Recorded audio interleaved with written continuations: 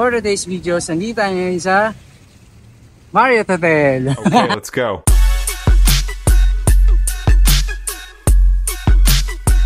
Okay, nandito tayo sa Marriott Hotel. Room tour na tayo. Pagpasok mo, may cabinet siya dito. Yan. May bathrobe siyang kasama. Tapos may mga hanger siya. Hindi natin ipakita kasi makalat.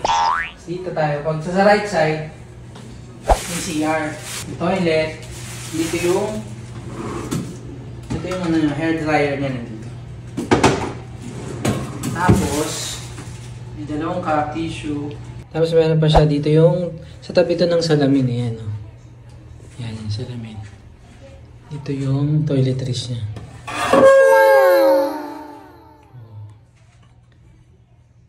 Ito, lotion. Liquid soap.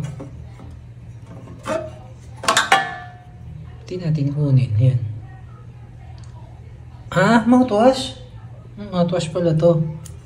Tapos, shaving kit, shower cap, sanity bag, vanity kit, tapos may comb siya. Tapos may toothbrush siya ito.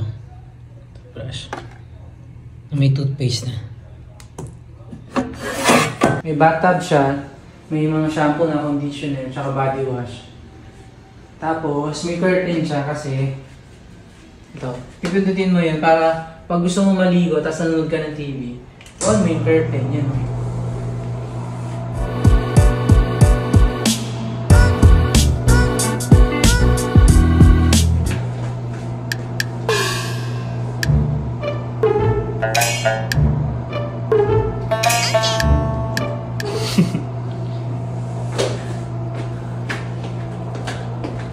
Diba?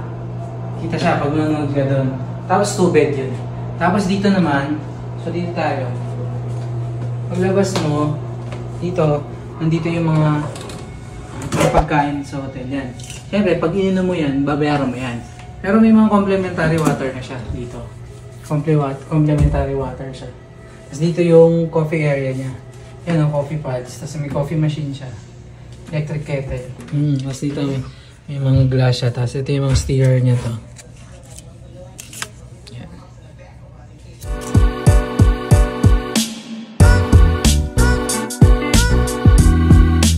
Tapos may menu dito ng minibar. Oh. Yan, pause nyo na lang para makita nyo yung price.